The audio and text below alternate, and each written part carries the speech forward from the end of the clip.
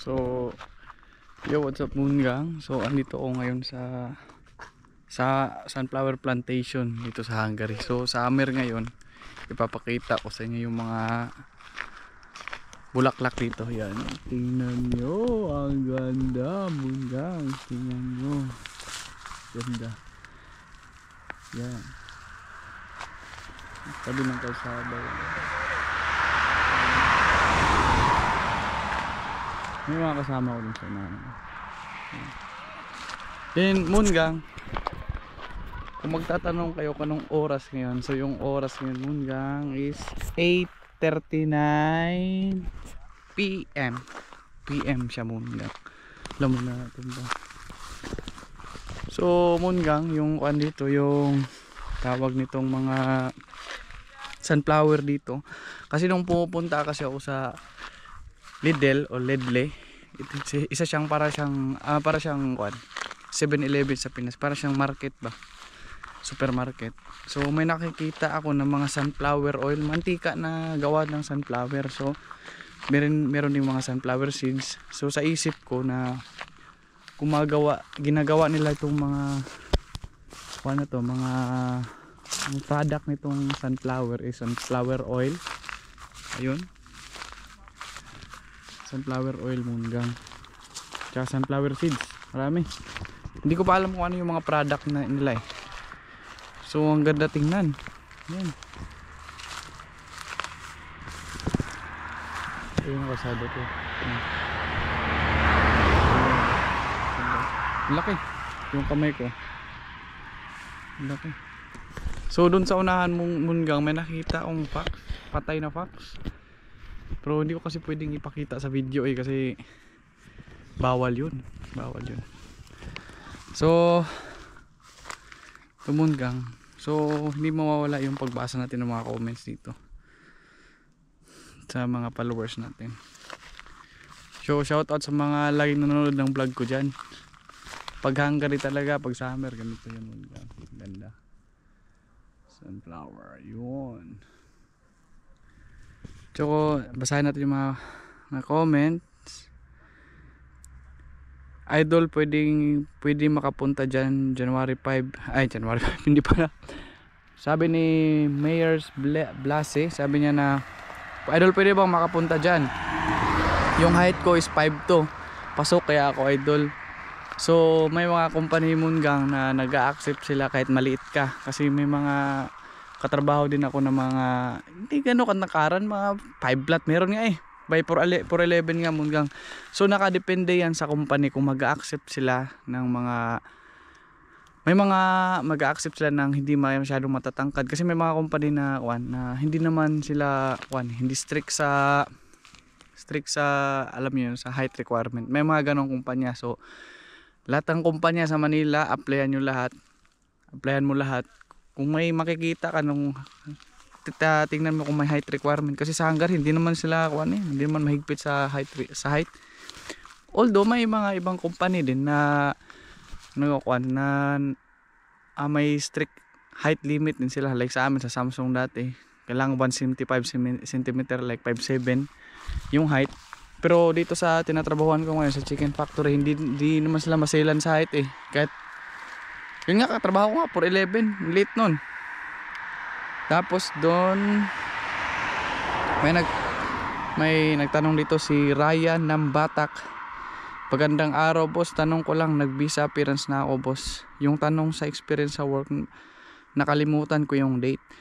Nag-start at end, makaka-apekto ba yun sa visa ko?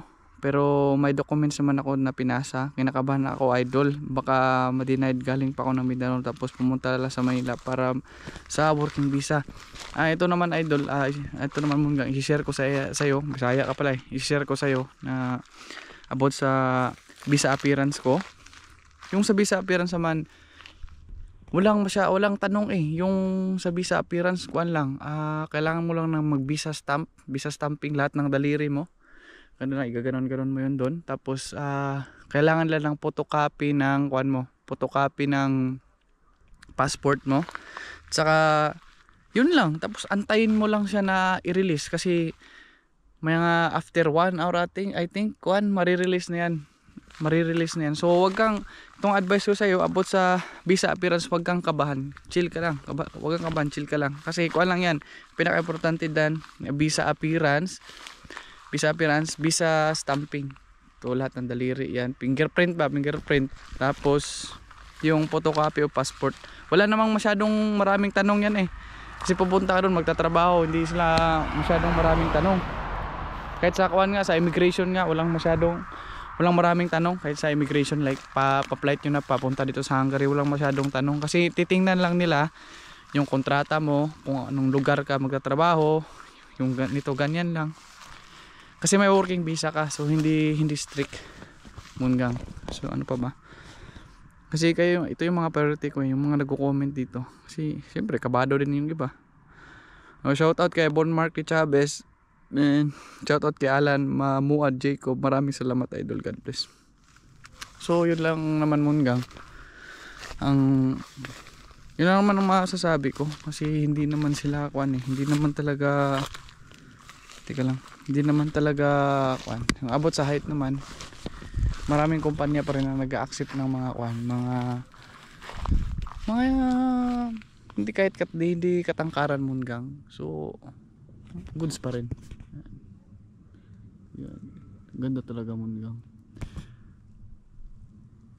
So sa mga nag-a-apply dyan, wag lang kuan, keep on applying lang, kasi ang Hungary ngayon, nag-massive hiring ang Hungary, like last month I think, last month I think Munggang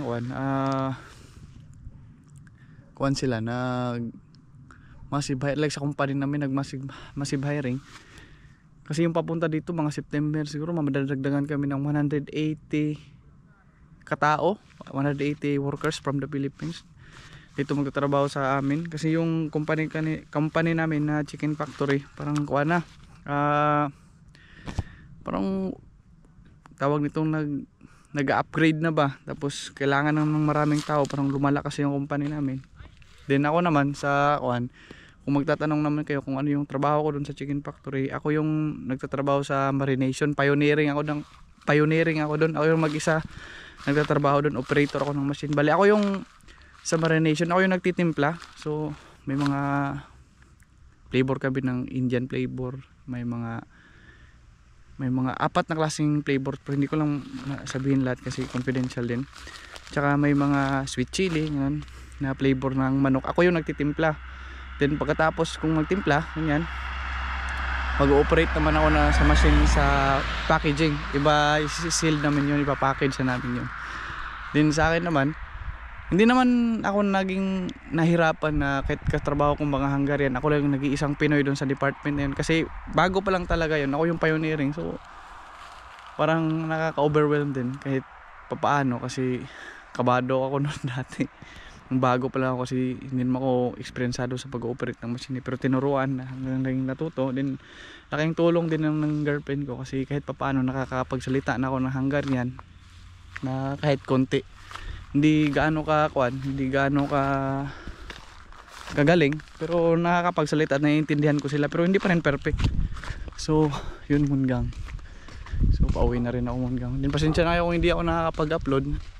Ngayon lang naging sunod-sunod kasi nagka-time, busy sa work din. So yun, naging experience ko naman sa trabaho ko nung nalipat ako ng, kasi yung unang trabaho ko talaga sa kuan dito sa chicken factory na to, sa packaging ako na kuan, taga-assist lang, taga-timbang, hindi taga-timbang, taga-refill ako ng mga nagtitimbang, like kukunin ko yung manok, nilalagay ko dun sa machine, tapos sila yung magbabalot, nalipat ako sa grinding machine, kami yung tagagiling ng mga buto ng manok,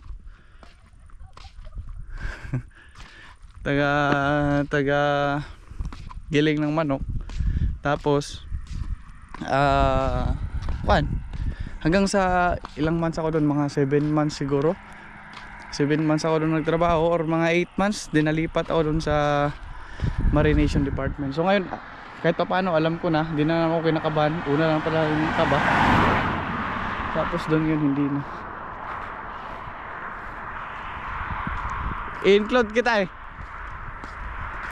teka lang, i-shoutout ko yung asawa ko. I-upload ko to mamaya Ito yung mga katrabaho ko yan. Oh. Ay, shoutout mo yung asawa mo, Delilah. Shoutout ko yung asawa ko yun. Shoutout ko yung pinakapogi kong asawa. Hello! Tagasat yung asawa mo? Taga Zamboanga del Norte. Sino ba Ikaw yung asawa mo. Ay, wala doon asawa. Hello, Jinsley. Ayun. I love you. Yung sa ako, anak mo. Ilan nga anak mo? Dalawa? Dalawa. Ayun. Hello sa mga anak ko dyan. Okay. Dito si mama niyo. Tama na. Tapos yun lang naman, makakatrabaho ko yan. Sa chicken factory. Dito sa Hungary. So ayun, pauwi na ako. Check natin yung time, 8:49 PM, maliwanag pa rin. Saka i-include ko rin yung mga katrabaho din ako sa unahan. Kasi Sabado, araw ng Sabado kasi ngayon. Bossing! Galang bossing. Kasi na-reset kasi yung vlog ko. Binago ko ah. Oo.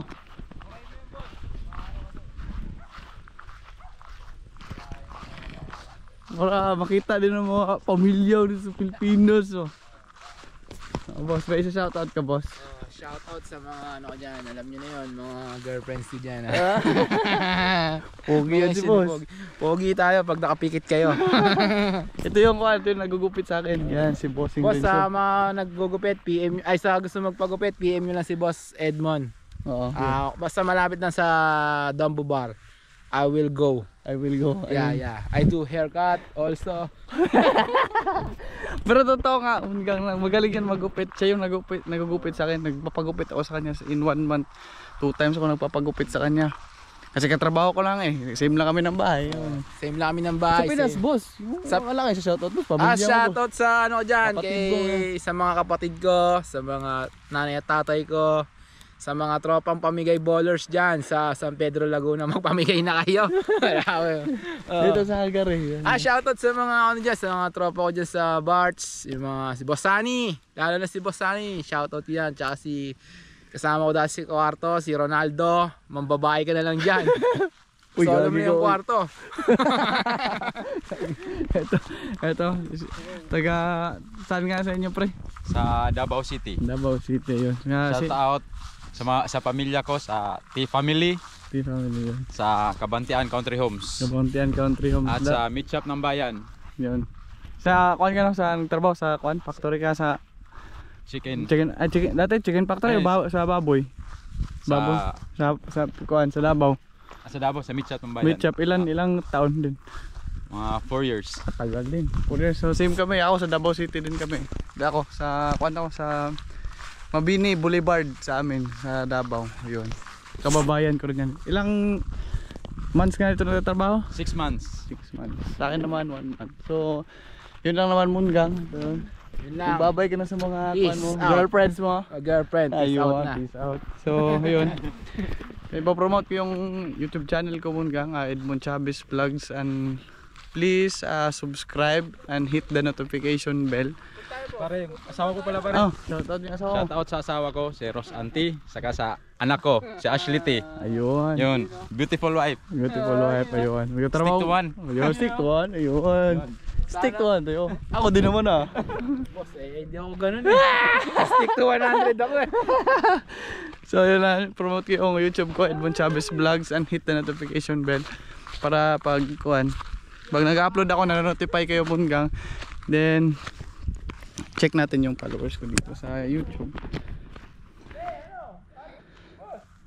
Dito sa YouTube, ito na yung current followers natin. May kuan tayo 3,650 something na followers. Then Facebook page ko, may Facebook page kami ng girlfriend ko.